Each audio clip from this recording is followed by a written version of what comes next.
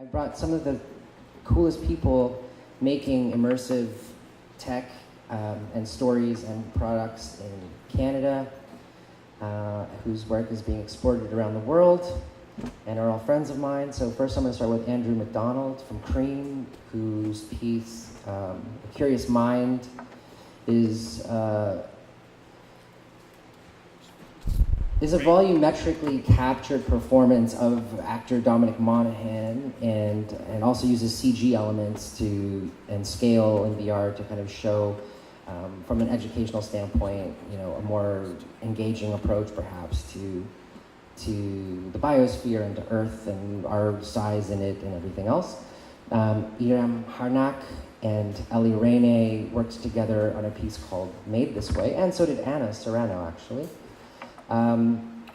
Which started off as a photo project, and then Ellie came on board, and then Anna came on board to expand it into a truly unique experiment in capturing stories and mood and location for its subjects.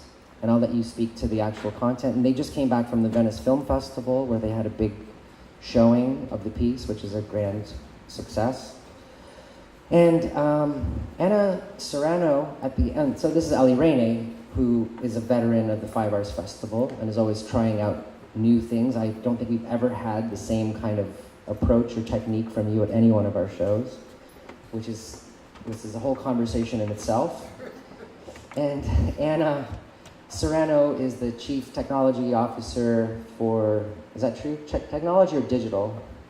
Digital, Chief Digital Officer for the Canadian Film Centre, and is always consulting, producing, developing many, many projects in the ecosystem and supporting all sorts of companies through Idea Boost and the CFC that need the help and they need the support. But Anna's up here because she's working also with our friend Adam Costco, who in previous years had Knives and Rose-Colored and Intimate Strangers, and is shifting from being known as this enfant terrible of TV-style editing in VR to doing a volumetric, interactive, sort of cinematic piece, which is crazy. And they're going to talk about why they're working with the tech that they chose, where and how, and the process and how that's been. Because today's panel is about volumetric capture and performance, what that means, what its implications are, what its opportunities are, and why we need it, and what these guys who are at the very, very front of it have learned, okay? So, Andrew, let's first talk about the research and processes that you guys have got going on when it comes to volumetric capture and performance. Cost effectiveness, that's what we're after. So we're currently working on a piece. The piece we're showing here is actually, it's a 360 video with a character shot in stereo put into 360 set extensions. So the character itself, he isn't actually volumetric. What we'd like to move on to is doing pop science sort of piece that is host-driven, which is I come from a television company that makes that kind of content, which is Discovery, History, Travel, Nat Geo.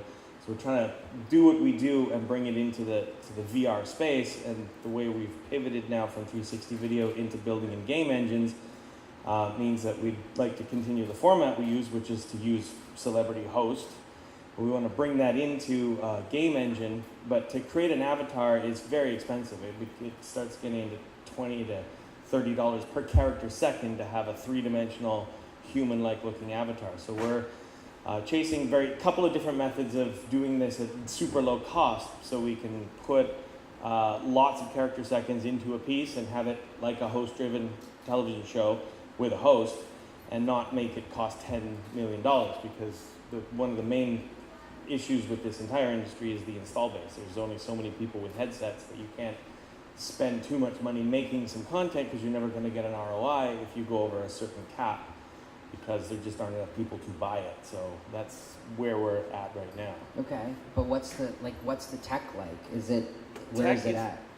Well, we've all seen three-dimensional created avatars from the film Avatar and what have you. So it's been around for a while, and the method, the traditional method, if you want to call it traditional, is to photogrammatically scan a head and then create a bunch of different expressions like the A, E, I, O, U, and eyebrows up and eyebrows down. And from that, you derive a series of animated blend shapes. So it's like a puppet. And then you boost the resolution as high as you can and put in like reflective maps on the skin so it shines when I'm sweaty and I have a light from here, my skin shines and every detail of the wrinkle is. And the more fidelity you put into it, the more complex and expensive an asset you have.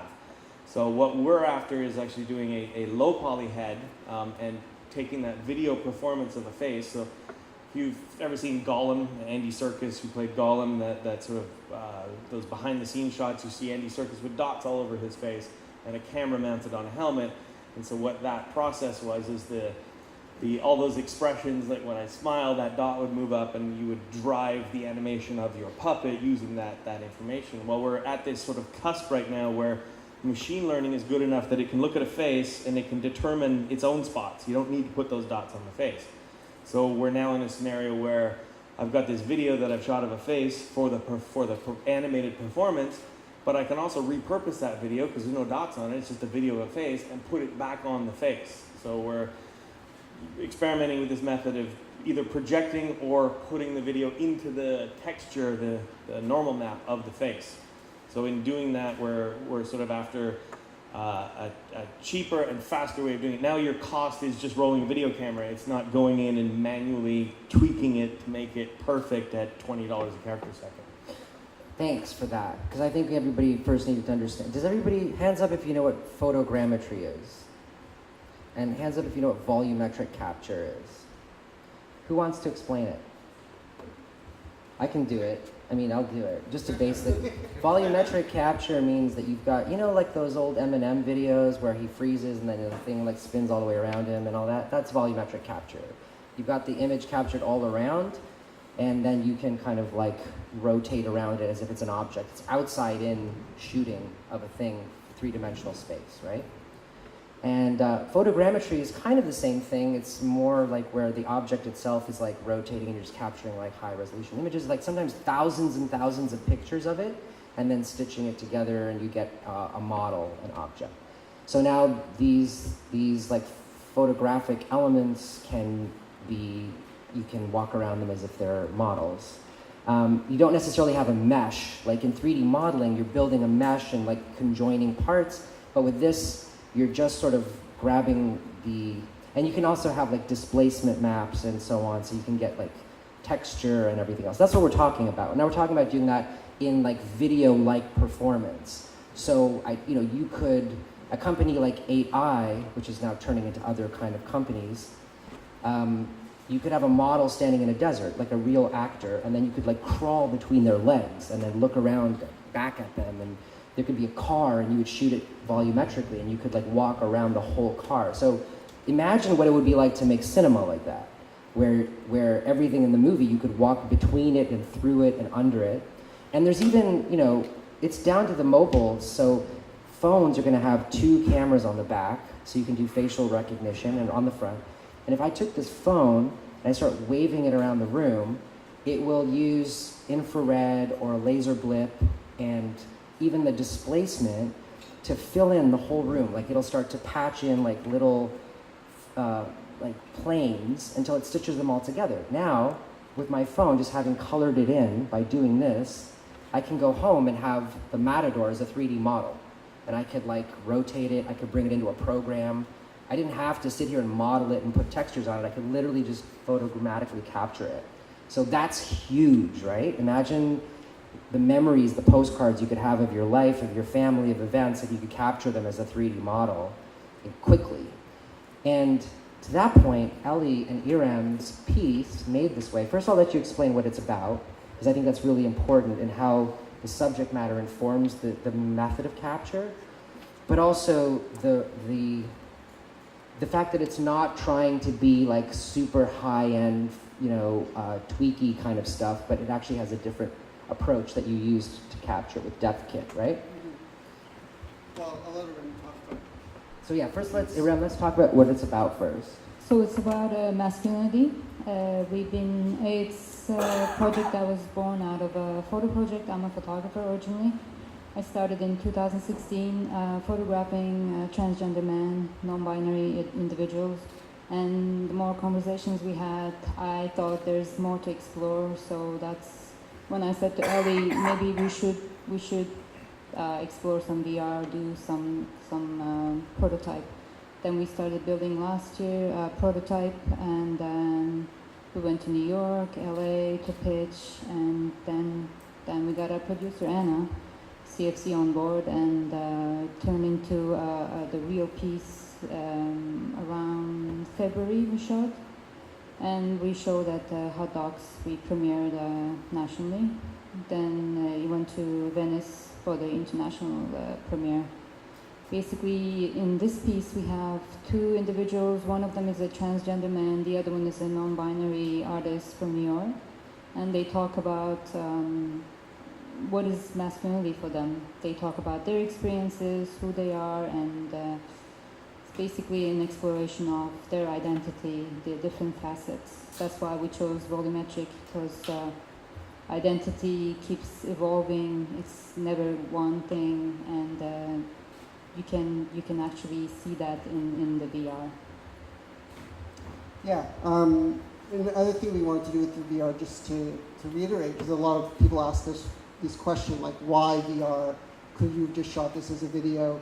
And one of the things that was most striking to me when I saw Irem's photos is this connection she had with the subjects that she was shooting.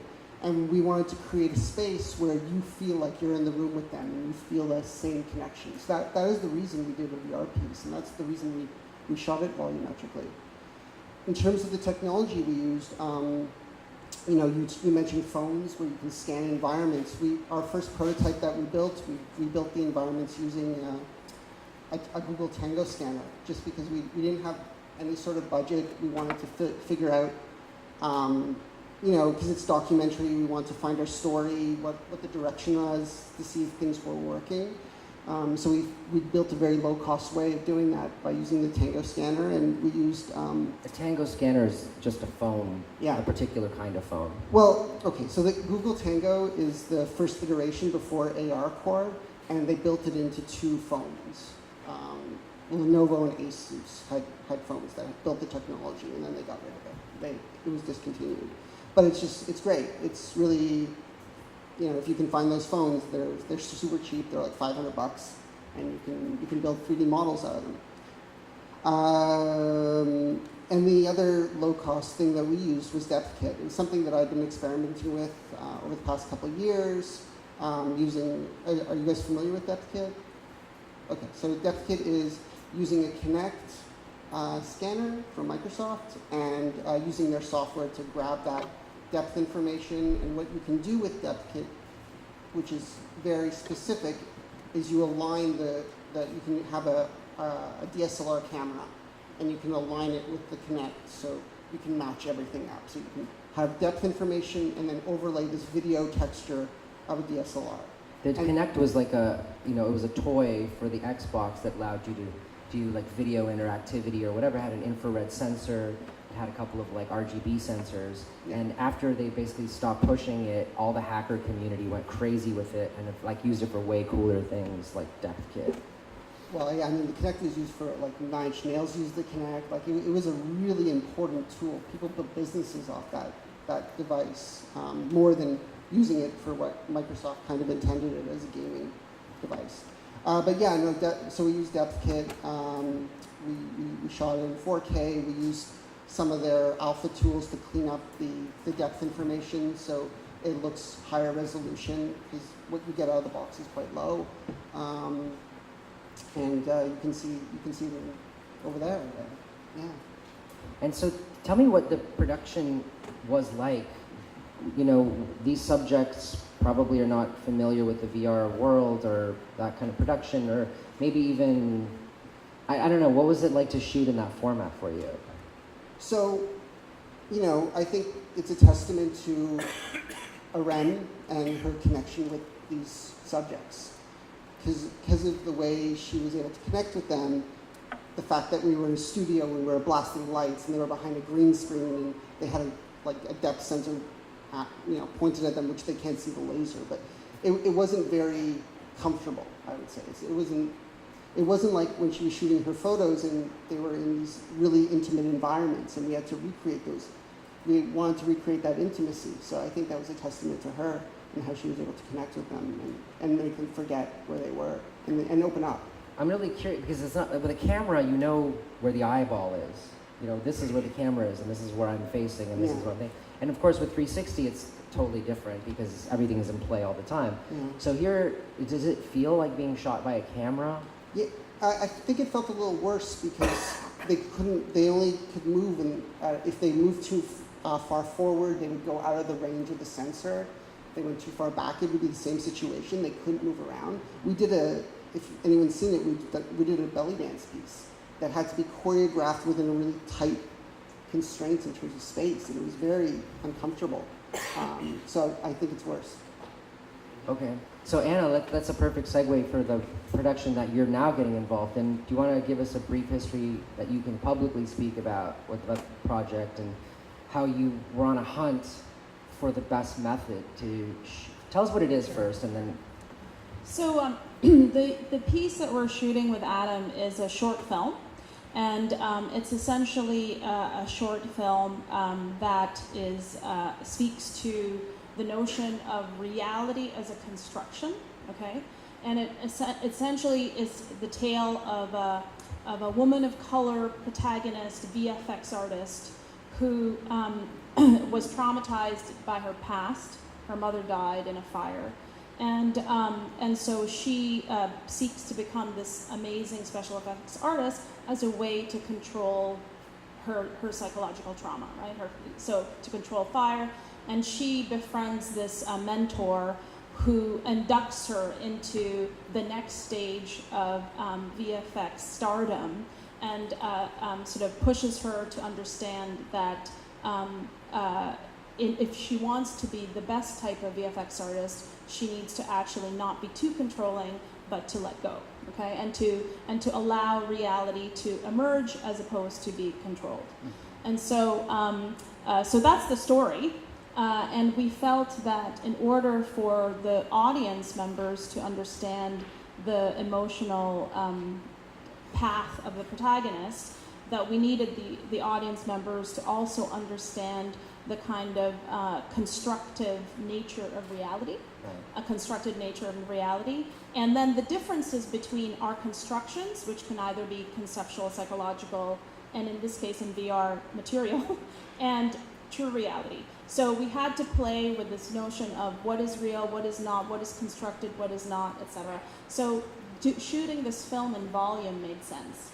So the moment we started to decide, when we went down the path of shooting the film in volume, we ran into the problem, which you had, which is like, it's not only is it expensive, but like if you're shooting a film about reality and the volume space you let your users explore feels game-like, you've already lost the point of the whole experience. So it can't feel like a game. So we knew that. And unfortunately, all of the methods used, with the exception of Depth Kit, funnily enough, had the texture of games. And so we were looking for technologies that would allow us to construct a cinematic texture rather than a photoreal environment that typically is associated with gaming environments. And Depth Kit, unfortunately, is too low resolution, so then the next question became, okay, if we don't want low resolution, we want high resolution, how do we get there? What do we do that? So we went around and around and around and around, and we're sort of still going around and around and around. Well, because there's really not a lot that exists besides a few things, right? Well, what's interesting is because we had this very specific problem we were trying to solve.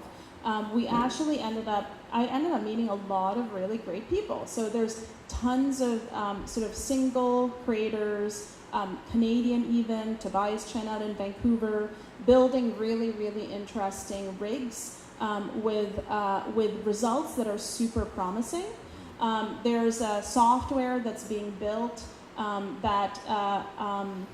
one in particular called Presence, which you can download right now. It's a company that Starbreeze bought, Starbreeze VR bought, and they don't make a volumetric film engine, so it's not Unity driven or anything like that, but they created a file format that allows highly complex Maya-based animations to be seen in a more film-like manner. So they're taking like basically the traditional sort of mocap, photogrammetry, 3D modeling way, and then they pushed it to the point at which you can have super complex animations that are fast, like car chases, and it's super quick, it's light, it's mobile ready, and it's cheaper. So that's an interesting sort of a framework. And then we're working with a number of other, and so that you've got the coders trying to solve this problem, you've got the hardware makers trying to solve this problem, and then you've got the post-production houses like Green and creators like Ellie trying to solve this problem. And so part of what we're working with is with Occupied VR as part of this project, who have designed a post-production workflow to help us get the volume capture from the more reasonable solid rigs right now, which is MetaStage and Microsoft. They're reasonable in that they're not going to pack out, and the volume captures that they're going to make are going to be cleaned up, and it's not going to take you forever to clean them. And then we have sort of some kind of magic sauce and black magic in the post process to try to make that have a cinematic texture. So that's what we're... Right. What does a cinematic texture even mean? I'm not going to let you off the hook. Okay. So cinematic texture. So a good test is go see Made This Way, okay, and then go see The Great Sea. This is not being videotaped, right? Yeah, totally being Okay. live streamed right now. Okay, so The Big C is like so both of them were both launched in Venice, right?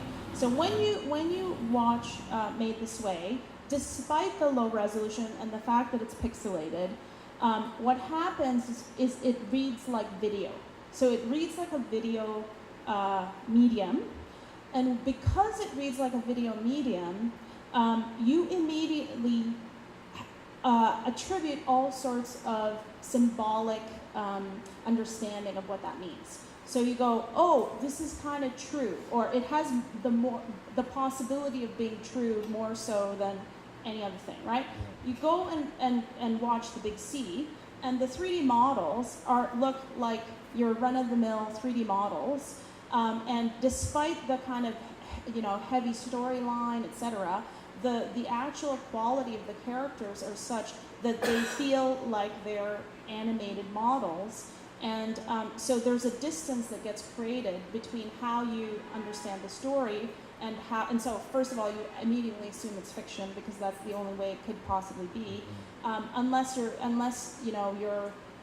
there are obviously examples of where animation is used for documentary, but I won't go in there. But there's that distance. So I think that's kind of what I'm talking about, where we might want to take the shortcut that a video texture has, or even whether that's like bad 1980s digital video, high, low contrast imaging. Like even that has a feel. It feels like 80s art, bad art, video art feel, but it has a certain set of symbolic so baggage attached to that. I think we want to go that route as opposed to the 3D model. This is like a constructed animated kind of thing. Got it. Thanks.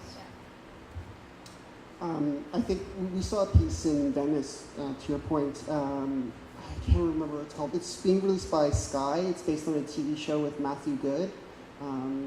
Something The Witches. Where it's a. I'll remember it. Discovery of Witches. That's it. Okay. So they use the same Microsoft Kinect technology of not depth kit, but what Anna was talking about, where they have the full volumetric capture of the performances of these two characters. And be it that, you know, you can see their full body, they're professional actors, because of this texture and this video game environment, but they use photogrammetry so the environment feels more real than they do. They stick out and they kind of like glow, and it really takes you out of the experience, even though you can see them all. And that's, I mean, it's something, yeah. So this is actually the biggest issue. So you can do volume capture of humans, and they look okay, but then because you can't do volume capture of humans in their environment, in their native environment, because that's too hard to do, what you end up doing is you scan the set, and then you match the set with the volume capture of the human, and the compositing is what kills you. Because if the lighting is off, or if there's some offness between the two textures, then they don't belong. I mean, I'm sure you. But I feel like within 5 years it's going to get figured out. Like in 5 years, that's not going to be a problem anymore. But that doesn't matter, because right now we have to get to that point anyway. There's another thing I'd like to bring up too, because there's two things with what we're calling, I guess what we're talking about here is volumetric production. So, and pretty much any cut, like what the big C is, it's just a giant cutscene from the video game, which normally you'd see on a flat screen, but the world is created in 3D, but then you would present it by placing a camera in that 3D world and showing like a bunch of scenes. But now what we're able to do is, because the processors are fast enough, we can put you in that three-dimensional scene and just play it. But like the big C, and like anything that you do videogrammetry, where you put a person and you videotape them volumetrically and create these volumetric people, those processes they're all what I call the Princess Leia effect. Like you shoot somebody and they do a performance and they're looking here, and it's like, help me, Obi-Wan Kenobi, you're my only hope. So when you watch it as a spectator, you can choose your own camera position to watch it, but that person doesn't know you're there. Yeah. So what we've been after, at least with the process we're doing, is being able to build an interactive avatar. So that's taking a bit of both worlds. We're creating a procedural body that if you walk around, they can follow you. They can follow you with the head. They can, because we are gamifying what we're trying to do. Yeah. We're taking our content and we're trying to make factual entertainment in a gamified world. So in this piece we're working on next is taking you through history, and you have to reinvent all the craziest, coolest innovations we've done since the Stone Age. And you're with an avatar that helps you, so they can hand you something or do that sort of thing. So what we're trying to do is an avatar that's actually interactive at the same time, and that turns into chatbot style. So like the avatar has a set reaction to an action that you do, and that would queue up that chatbot response. Who knows if we're going to be successful? But back to your point, we're doing photogrammetry scanned rooms, we're doing photogrammetry scanned objects, and we're trying to get the avatar up to that quality so it doesn't feel jarring when we try and put it all together. I'll show you what it looks like, because I'm curious too when we finally figure it out. Volumetric is cool. Like when I was at SIGGRAPH, Google had they had this thing called the Jump camera, which was like a whole series of GoPros and a halo, a lot of GoPros.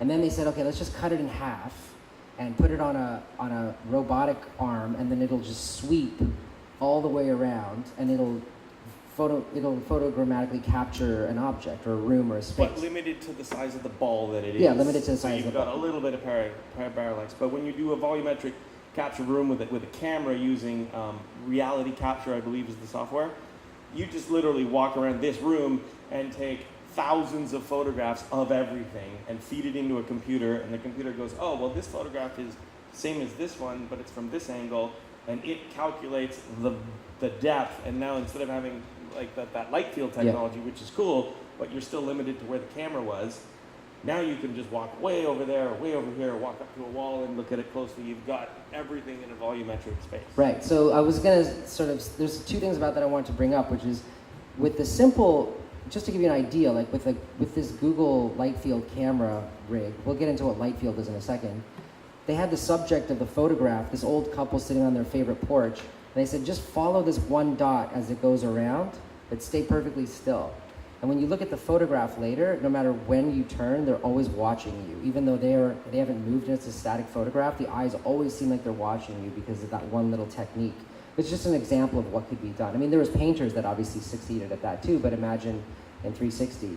So those little kind of like hacks are going to be really fun to play with, I think, in this format.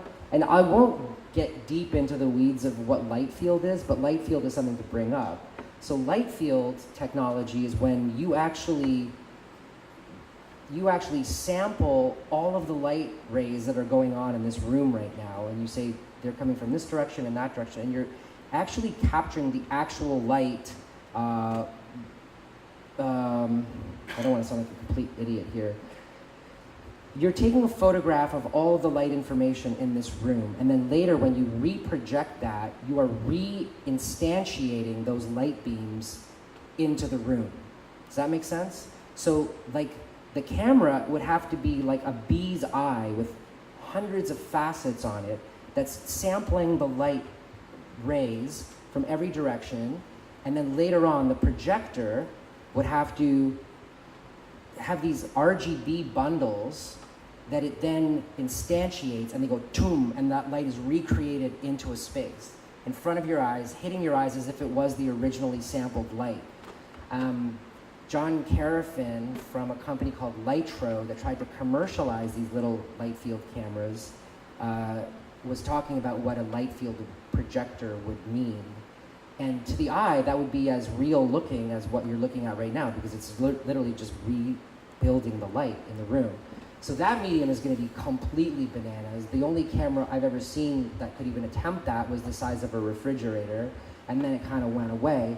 But that's looming. And it has some kind of a distant cousin relationship to volumetric and photogrammetry, and it's just a really philosophically interesting thing to think about, like what content like this would mean.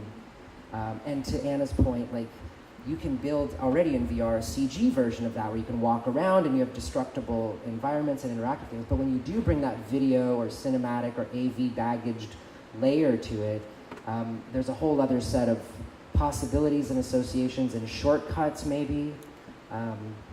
So I think this is a big and deep and interesting subject to kind of explore. Andrew, let's go back to this idea of interactive volumetric and what some of the cool things that you've seen or even dreamt about for that. Well, okay, for me, for me, VR. Here was my experience in VR. I put on Vive in VR LA in 2015 before it even launched, and got into what's the drawing program that Google put out? Tiltbrush, and I went, holy shit! I can draw in a volumetric space. This makes sense to me. This is really cool. Leading up to the next profound experience I had was a simple one. It was the ISS, the International Space Station. It's a free model. It's available. Someone just modeled it, put it in VR space. And I put the headset on and went navigating the inside of the space station. Now I went, okay, I've seen, what's our Canadian astronaut's name again? David Bowie guy? Hatfield. So Chris Hatfield playing guitar in the space station. Like, you get it. That's what the space station looks like inside. And it's a bunch of stuff and a floating ball of water. But you don't really know what the International Space Station looks like inside until you put it on a headset and you float around. You go from the turret where you control the Canada arm to the toilet. And now, if you put me in the space station, I know my way around.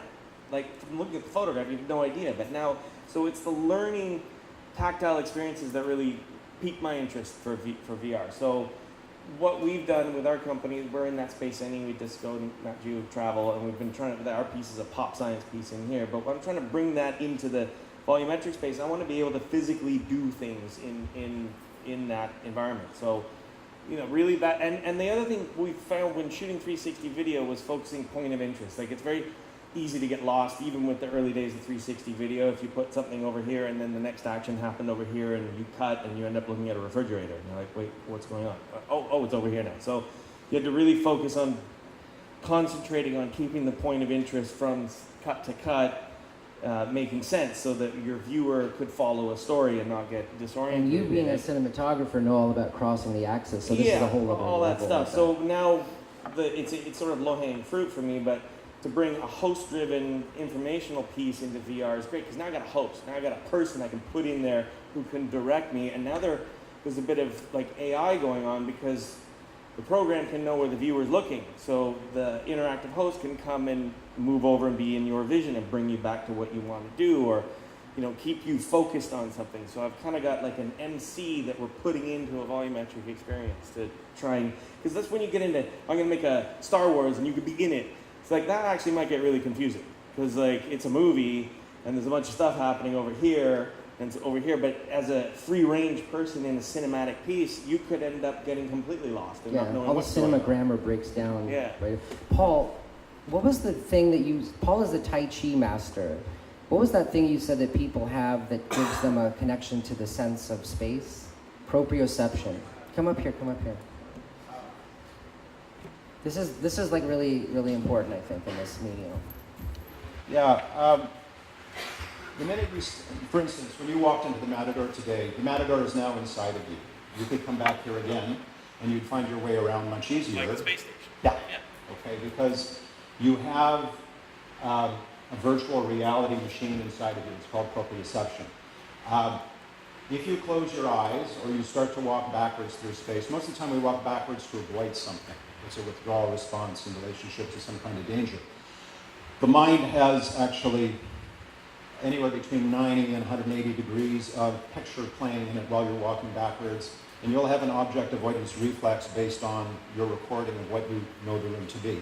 But that's occurred through however familiar you are with it. Really familiar spaces, you can close your eyes and more or less find your way around, whether you're walking forwards or backwards, you're going to the bathroom at night and so forth. We do this all the time. So one of the interesting things about it is that the eye has two experiences within which the brain organizes itself. One is hand-eye coordination.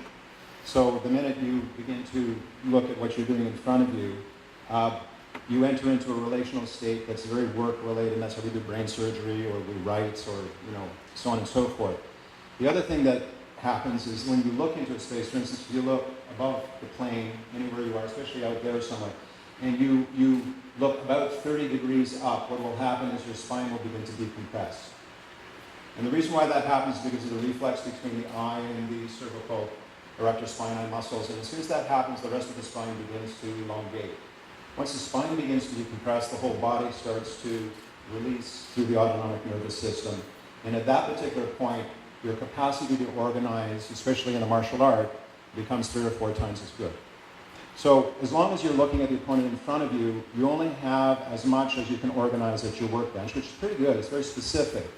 But what happens is when you look up and above them and you allow the space to speak to you, at that point, your vagus nerve will activate. You'll know exactly where you are, and you begin to organize that information in front of you far more quickly. And we do this all the time. One of the reasons why churches are built as cathedrals and why we like big open spaces and so forth is because we have this extraordinary experience of decompression if we're inside a space that has a 22-foot ceiling like this one. So one of the big attractions, the big wows to this space, is the space itself. And it's having a physiological effect on you right now. Yeah, thanks so much for that. I mean, that's so key. I will put cathedral ceilings in our next piece now. And so of course with Tai Chi you can understand like what that relationship is with proprioception and why you're moving through space and energy and like realigning and calibrating your body with the environment and every other thing. Now we have that opportunity to capture that in a bottle and then re-instantiate that for a person somewhere else. Because when you have a spatialized medium that has intimacy and depth, that's now possible in a whole other way. I mean, when you saw Lawrence of Arabia and it was this big panoramic thing, you had this like full-blown sense kind of memory. But imagine, like, this is to your point again with the ISS, like that we can start to have a better understanding of all of that, and of course our vestibular and everything else. Yeah, and then the next step is I want to do something in it. I want to be able to actually do something. Right? Not just look at it. So, yeah. Does anybody have I don't usually do this, but does anybody have questions at this point? Because I'd like to hear what your thoughts are about this medium. If you've heard about it, if you have questions, if you have ideas, reflections on it. Sure, Maud.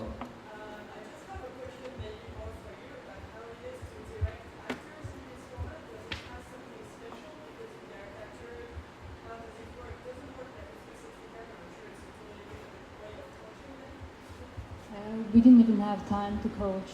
So it was really the connection, and I talked to them beforehand. We had some discussions beforehand, and all we had was basically 2 hours per person to really get what we were trying to get out of them. So I was behind the camera the whole time, and they were trying to look at me. So we tried to recreate how we were shooting, how I was photographing them, because I always talk when I'm photographing. I ask questions, they talk to me, and things become easier and warmer. So basically, yeah, it was really hard, but yeah, we did it. Can I ask, what did you learn from it, from the doing of the thing? What you know more after doing it than you did before. So what was a discovery for you about that medium? Yeah, it was rough. Just because I did cinematography and I was always within the frame, so it was like now I am in the frame. It was really hard to get. And so I would tell, "Oh, let's do close up," and then he's like, "It's not possible. Just get over it." And like just telling the story in the story was really hard for me.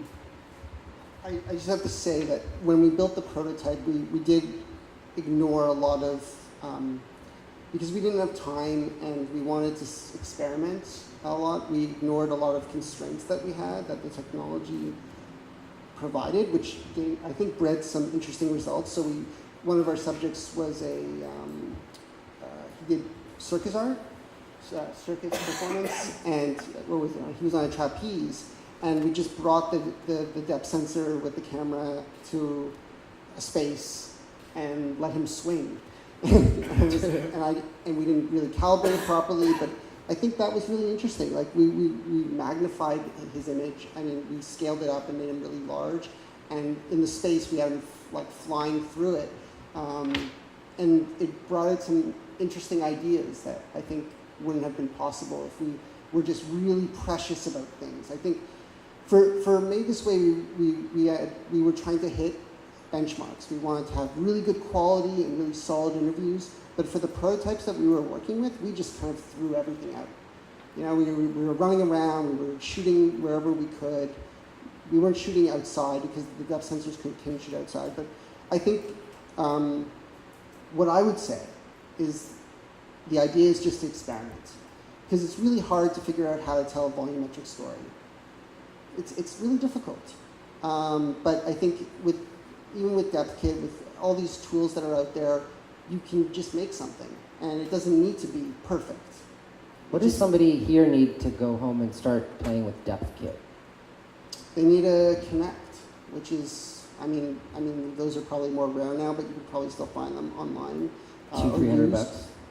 I mean, they're used now because they're end of life. But Intel RealSense, you can get those. Yeah, so Intel came out with their own like new model that's based around that called the Intel RealSense, and it's $200-$300. Yeah, it's $200-$300. And what's the software cost for so DepthKit? DepthKit is supporting Intel RealSense because Connect's going out of end of life. But all I'm trying to say is that you pick up a sensor, you pick up a piece of software, and you work within the constraints of the software. And the software constraints mean that you might be able to only shoot 180. You can't get full volumetric the body, but at least you can figure out how your story will work. And I think that's the most important thing. Anna, what have you discovered in your production about emotional like resonance and like what things are warmer versus colder and hitting those beats that you want? Well, I mean, the biggest issue with shooting in volume in stages, so we're shooting in a volumetric cinema capture stage, right? So the difference between shooting in that kind of stage versus shooting in a mocap stage or photogrammetry, etc., is the performance that you shoot in that stage is the performance you get. So so this stage area is about 4 feet in diameter. So, which is not even as big as this crazy stage we're on. So, what that means is, so in fact, Metastage very smartly started producing 4 feet rugs, 4 feet circular rugs, and anyone who's shooting in their stage, you go, here's your rug, go rehearse, because that's the rehearsal space you rehearse in. Right. And so what you want is to rehearse with the actors in terms of how they're what the environment is supposed to look like. So definitely bring them into the photogrammetry space that you're scanning first, so that they understand the environment. And then you need to really block, blocking and all that stuff. Now, this is not that's Adam Costco's our director, so he's the guy that really understands this stuff, but that's what we concentrate on. He doesn't really understand this stuff. But He's just experimenting. Well, that's the thing. Like, even with our Avatar piece, we had Dominic perform the piece in a mocap suit, so we got all of his body movement, and then the following day, almost like a video facial ADR, like after dialogue recording, we matched what he said the day before with his head nailed to a wall, literally, so he didn't move it, so we could put that face back on his avatar.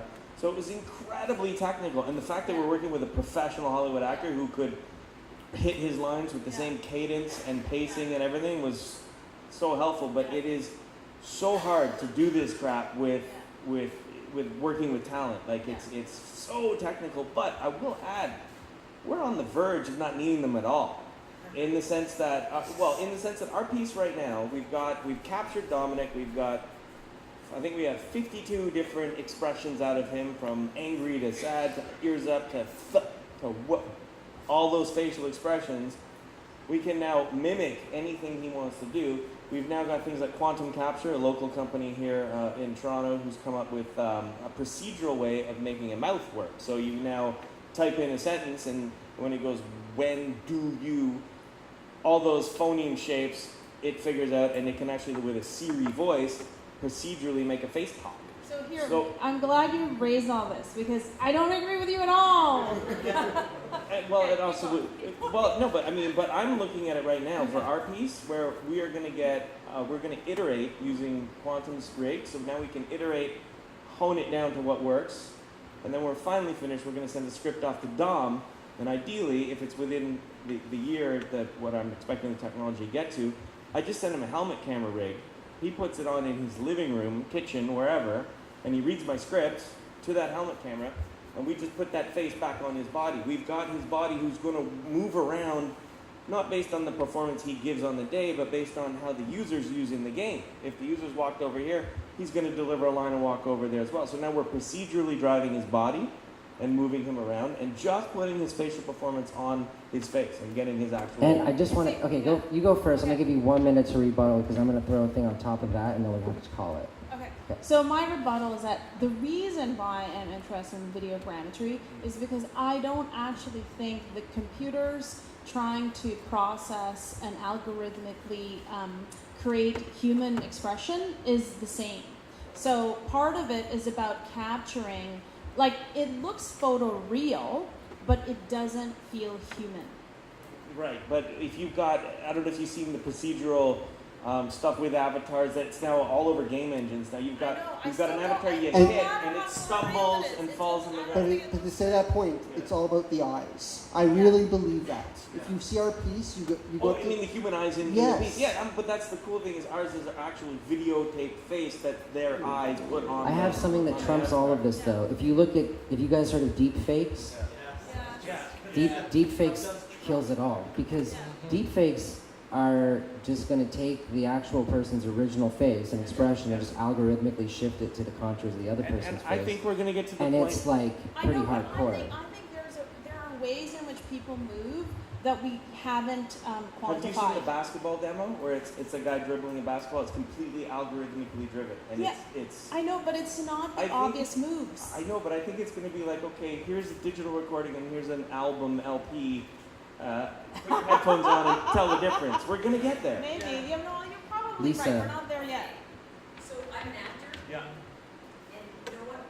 I agree with you, because the human barometer picks up that they're not real. Fair enough. It's like an actor. Fair enough. Your Turing test? Hitting the note. Yeah. You pick up. And so the greatest actors, they experience a situation. You're not human doings or human beings. You're in the moment.